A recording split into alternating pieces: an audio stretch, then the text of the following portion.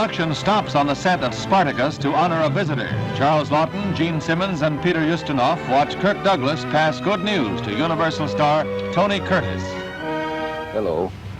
I'd like to tell you that the leading German fan magazine, Film Review, conducted a poll among its readers, and it voted as the most popular foreign star of 1958, Tony Curtis, who happens to be a co-star in a picture that we're doing together now called Spartacus. I'd like you to meet someone you know very well, Tony Curtis. Tony? Thank you, Kirk. Tony, I just wanted to tell you that this award, which is called a Bombi, by the way, given by Film Review, is equivalent to the Oscar in our own country, and I can't think of anyone who deserves it more. Congratulations. Very kind. Thank you, Kirk, very much. I would like to thank all the readers of Film Review for voting for me. This is a great honor and a great thrill. Bless you and thank you.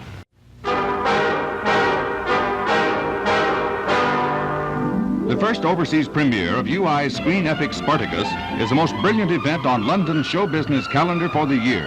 Among the many outstanding figures present is Mrs. Pandit, Prime Minister Nehru's sister and Indian High Commissioner in London. The West End rings to the sound of the crowd's cheers as Kirk Douglas and his wife arrive at the theater. One of London's warmest welcomes for Spartacus himself, producer and star of the $12 million film drama.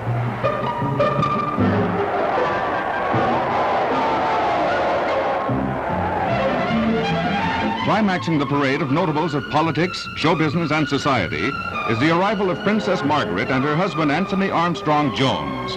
The radiant princess wears a black gown studded with tiny lace flowers and a snowy ermine cape.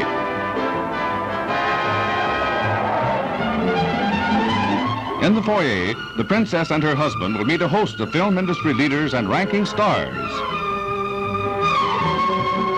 Mrs. Christopher Soames, Sir Winston Churchill's daughter, presents Kirk Douglas, and the princess has a lot of questions about Spartacus. Director Stanley Kubrick and UI President Milton Rackmill are next, and then UI's Vice President for Foreign Operations, Americo Abuath. With curtain time only minutes away, the princess and Mr. Jones enter the theater to see the film which London has already greeted with a full ovation, Spartacus.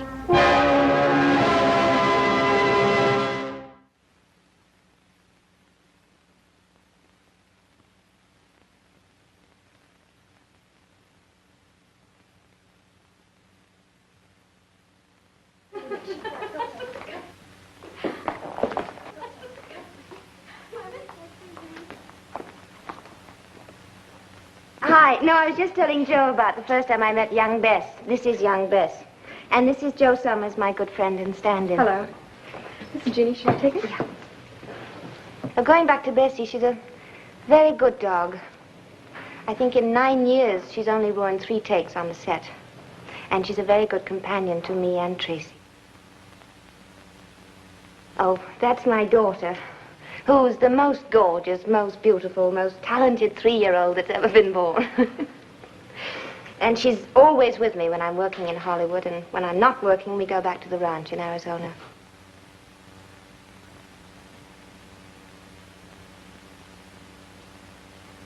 No. No, it's a beautiful place. We have a beautiful house there. And we have a swimming pool and a tennis court. And we even have a garbage disposal. We're 2 hours by plane from Los Angeles. And we get lots of visitors, too.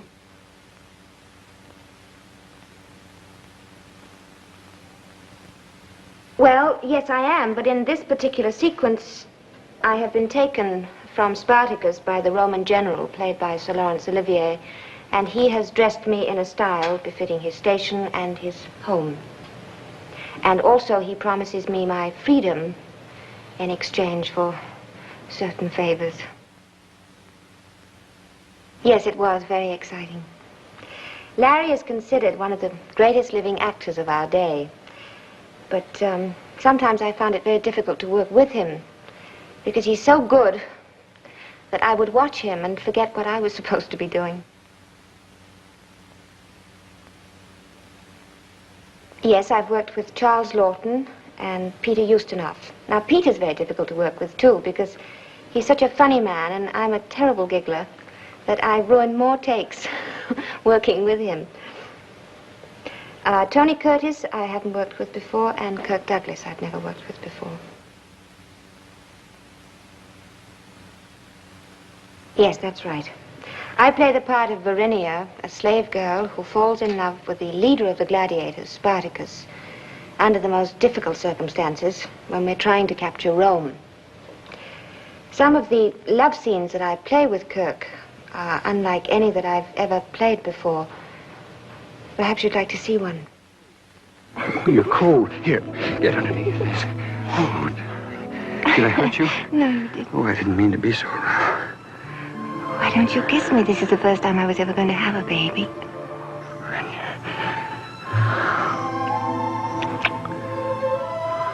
Baby. I'm just the same as I ever was, Spartacus.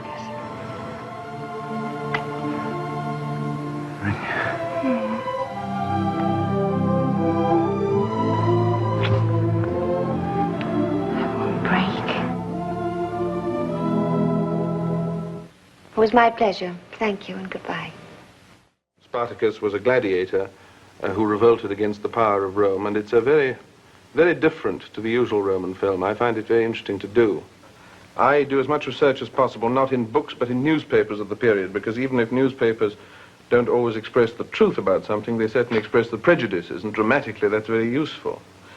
On the other hand, I have a little maxim, a little rule of my own, that it's never worth playing a hero without a weakness or a villain without a heart. A character must have three dimensions and some sort of inner contradiction to make it interesting. That's true of the man I play in Spartacus, who is a man who thinks life is cheap because everybody else does, but at the same time he's not really a bad man, and perhaps this illustration from the film will prove what I'm talking about. I have more stripes on my back than a zebra. Every time I touch my wounds, they sing like larks. But in spite of that, I think I found something that I never had before, with all my wealth. What is that? Well, don't laugh at me, but I believe it to be dignity. In Rome, dignity shortens life even more surely than disease. The gods must be saving you for some great enterprise. You think so? Anyone who believes that I'll turn informer for nothing's a fool. I've been on tour in America and found it a most rewarding experience because everybody is very, very hungry for the theater. The European artists are extremely courteously and well treated over here. In this particular film, we have Sir Laurence Olivier, Charles Lawton, Gene Simmons, and myself, all Europeans.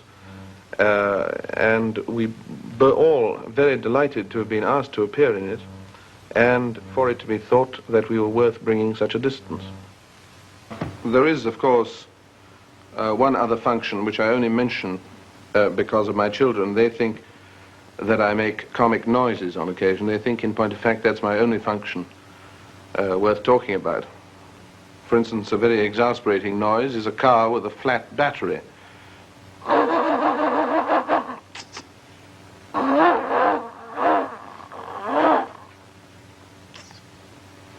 Then you have to ask for help. Or else there's the ship in a fog, which goes shh. Or the bad cellist.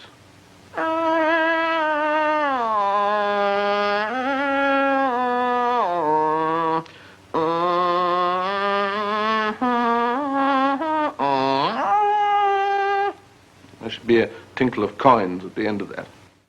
Well, it was strange, first of all, to get sent a script, a Roman script, without any reference at all to Jesus or the church, because usually those films were a kind of battle between sin and righteousness in those days, which, thanks to the rather strict censorship, turned out to be a victory for the church, but in the last 10 meters. It was always a photo finish. But that way they got the blessing of the various authorities. And I was in the kind of pilot for all these, which was Quo Vadis, and which was not only very close to the church in spirit, but was actually shot in Rome. And this, one got the feeling, was the first really secular film of the period. There were brief references to 2,000 years before or 2,000 in the commentary, but really nothing in the film at all to suggest anything other than a plebeian revolt against the rather barbaric Roman repression. And of course it was Howard Fast who wrote the book, and not Sienkiewicz. It made an enormous difference from the beginning. But it was strange to get a film of that sort, because usually they tended to be religious films. This one certainly wasn't.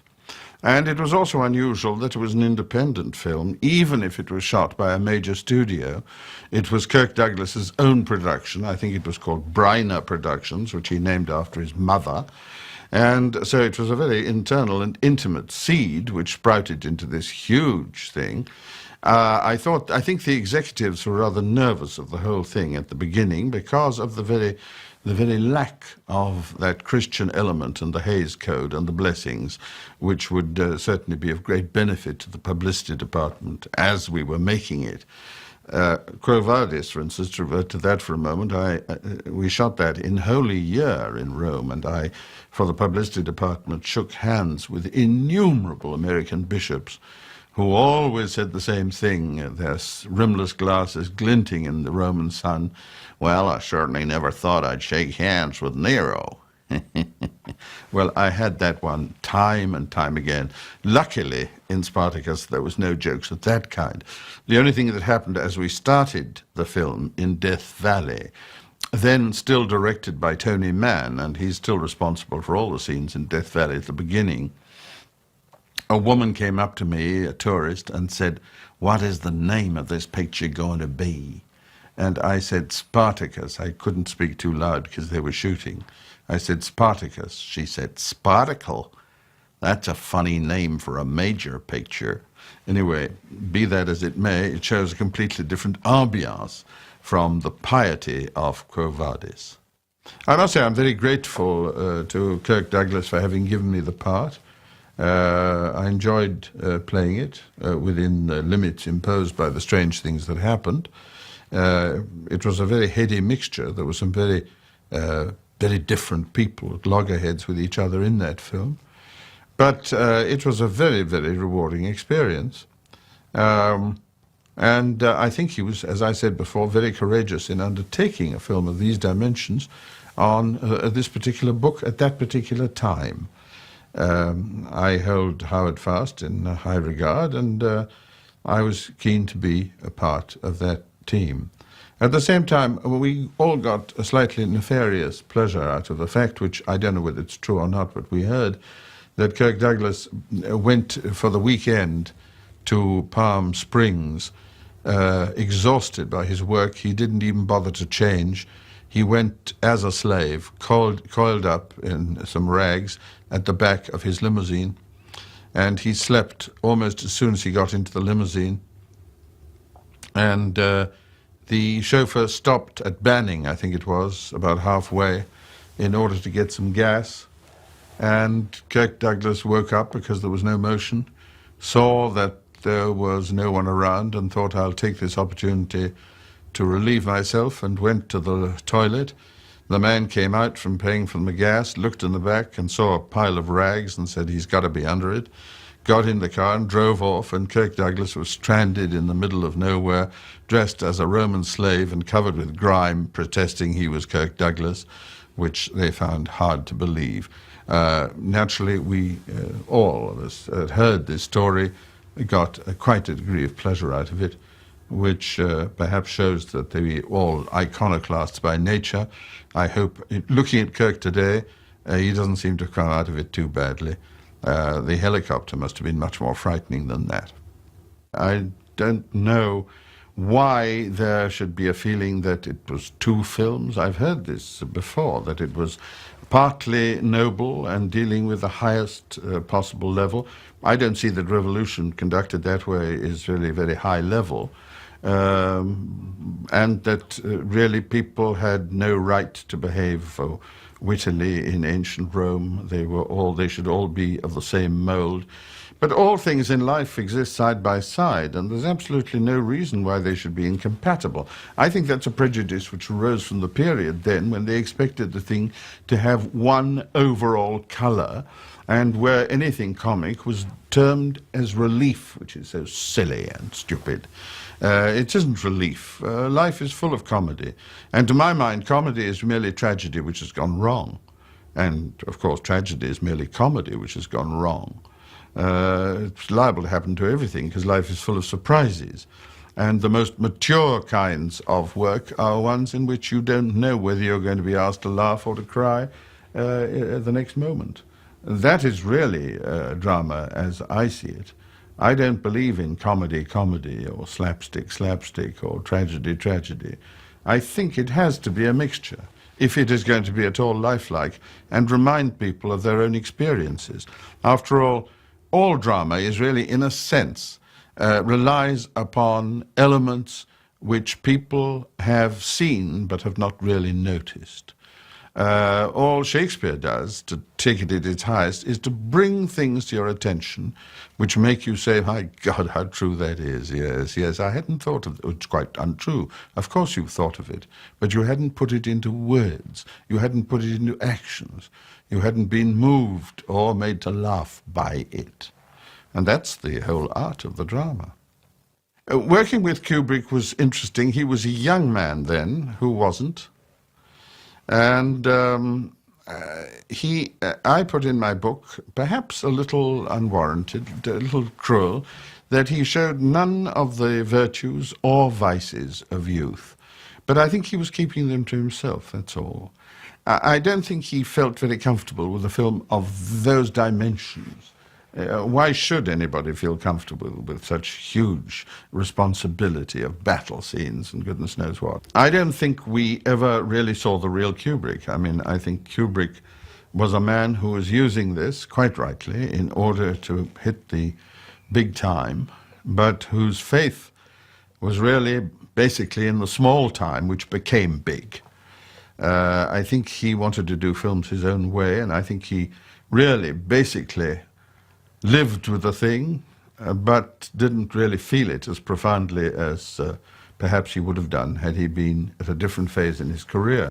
I never understood exactly why they'd got rid of Tony Mann, except that I should imagine that Kirk had wanted Kubrick from the beginning, because they had done Paths of Glory together, and obviously Kirk quite rightly had enormous faith in Kubrick. But I thought Tony Mann was worthy of more respect than was shown him. He was an astonishing character in any case, and all the beginning of the film, which you see in the movie houses today, even recreated, is all his. He was an astonishing character because he belonged to some kind of vague religious sect, his parents did, in the Californian hills, in which he never wore clothes at all, I think, until he was about 21. And when something disastrous happened to the sect, they went bankrupt and they all had to go to work.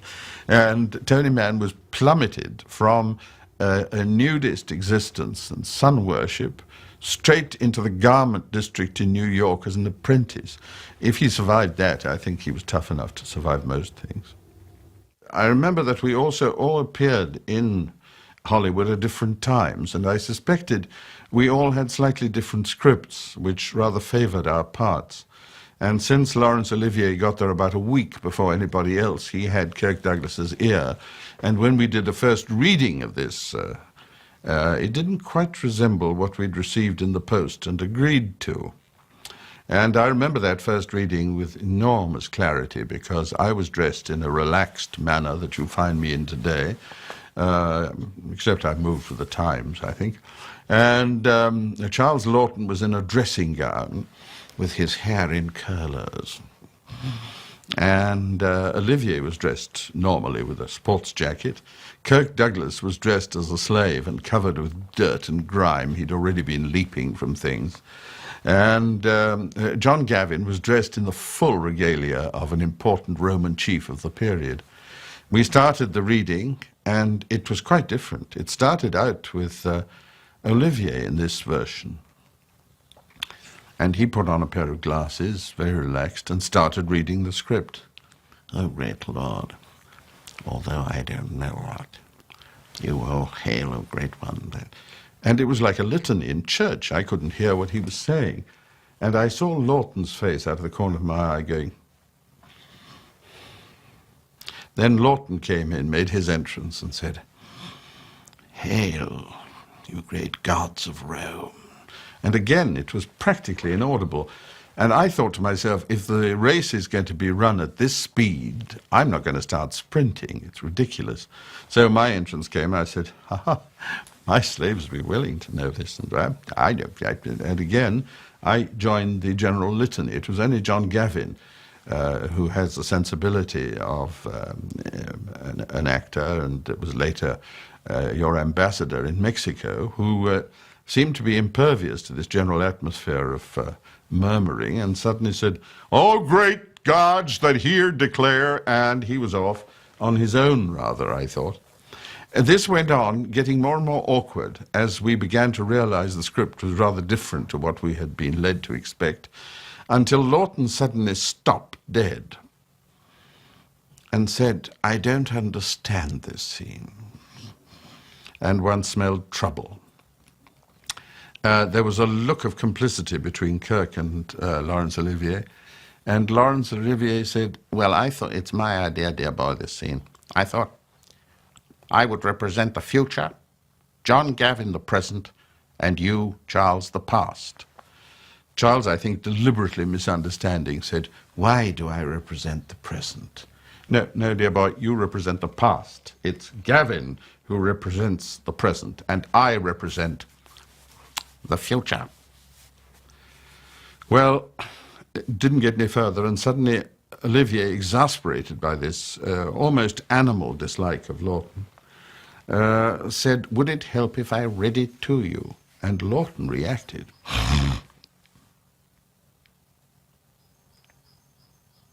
Yes.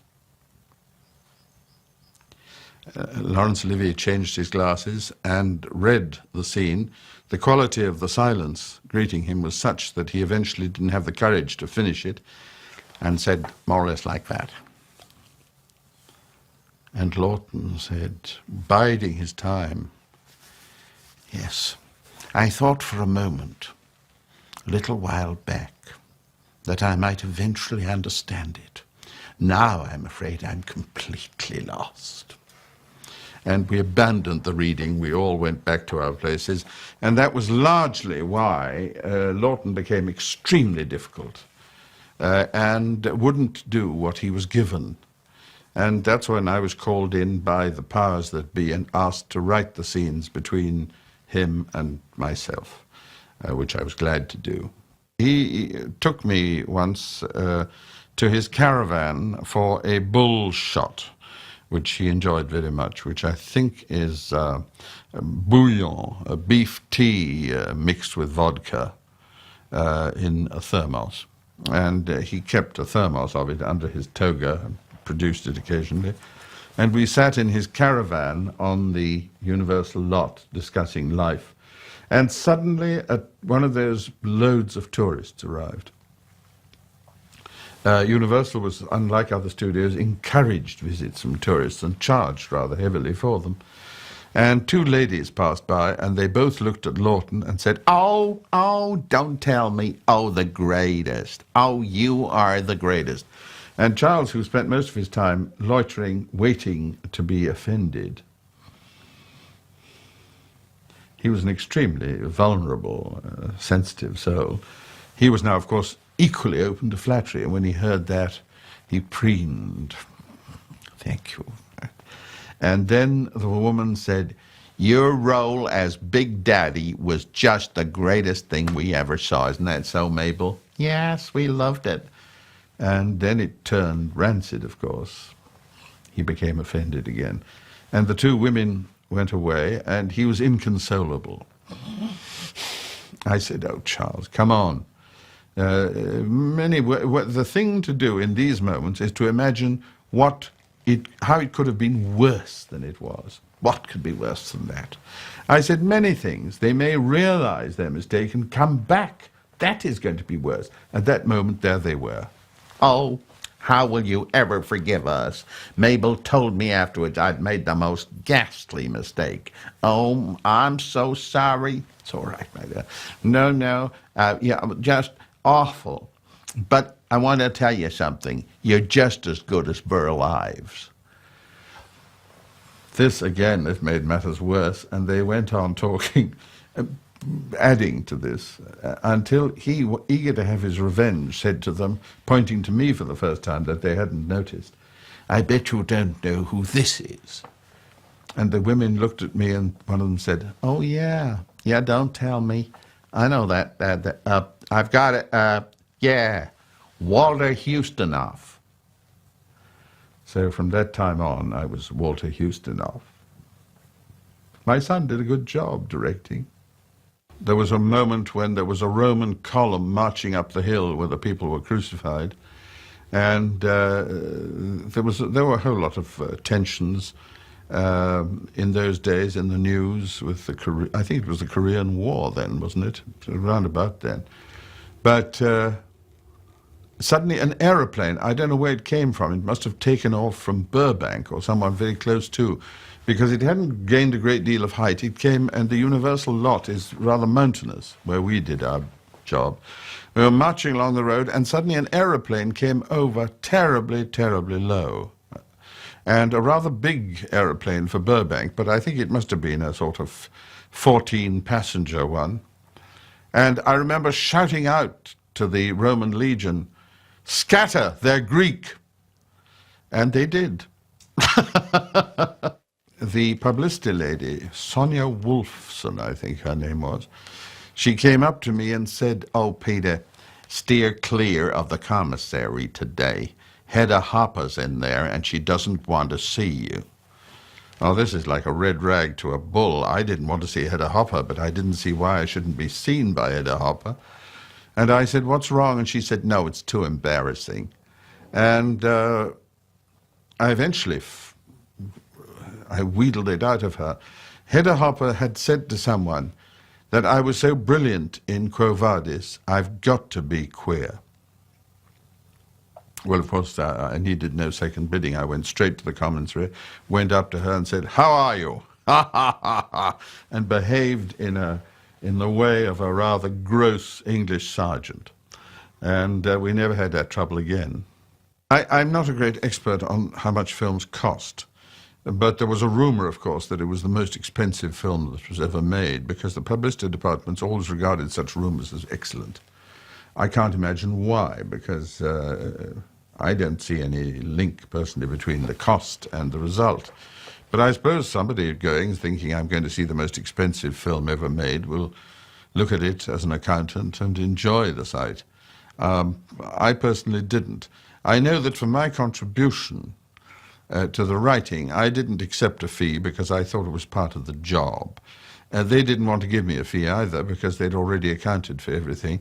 But they offered me, in those days it was quite legal, in the days of payola, I think it was called, they offered me a Cadillac convertible. But I couldn't see myself on the local roads in Europe driving this enormous thing which takes the room of 3 things to park, with enormous fins as well, which I didn't like very much. Like somebody, like a beautiful model with enormous shoulder blades. I declined the Cadillac. America had just gone through a rather degrading episode with the McCarthy Army hearings. And there was still a backwash of all that. Nobody quite sure whether it was over. It's like an illness. They didn't know whether it was safe to get out of bed yet. And we just hit that period. And Kirk, with a great deal of courage, it's awful to say that it had to be courage, but it was, got Dalton Trumbo, who was blacklisted as no one else was, to write the script. He wrote the script under the name of Sam Jackson. Nobody knew who Sam Jackson was, but it was obviously a mysterious character who was involved in this. And when I wrote my sections of it for Lawton, I handed in my script under the name Stonewall Ustinov. I thought that made a nice couple of writers. I was taken by Tony Mann to see Dalton Trumbo at the beginning, and he was living as a kind of comfortable recluse with a parrot, I remember. And I found him a very engaging fellow, and I got on awfully well with him. Kirk Douglas makes some sort of mention in his book that one of the reasons for firing Tony Mann was that he gave me my head, and he'd obviously broken some kind of confidence in showing me Dalton Trumbo at work. Tony Mann, who was a very delightful character and a very interesting character, did it, I think, because he thought we would enjoy each other. In that sense, he was absolutely right. I enjoyed Dalton Trumbo, and I had no respect for the Army McCarthy hearings. In fact, I'd done 2 very explosive pieces at the behest of the BBC, for the BBC, just about those hearings. And I was attacked then by a columnist called Jimmy Fiddler, I think, I don't know whether he still exists, who came off his roof and said that was the way I repaid American hospitality, by attacking Senator McCarthy. Well, I'd do it again at a drop of a hat. I remember rather criticized when I got the Oscar for it for not looking surprised. Well, I'll tell you why. I'm not a believer necessarily in the zodiac or in numerology, but it's been a fact throughout my life that 6 has been my lucky number. I can't tell you why. I was sitting in another Cadillac with my lawyer from New York, who's still my lawyer from New York and a very old friend, and who said to me, "Peter, don't count on winning. They got Sal Mineo in there, and they've just done Exodus, and there's enormous swell of pro-Israeli feeling, and I think it's got to go to him." I said, "I'm quite prepared for it to go to anyone you like, but..." And then I looked at the distant building as the cars were standing in line, and it said in luminous letters, 33rd Annual Oscar Awards.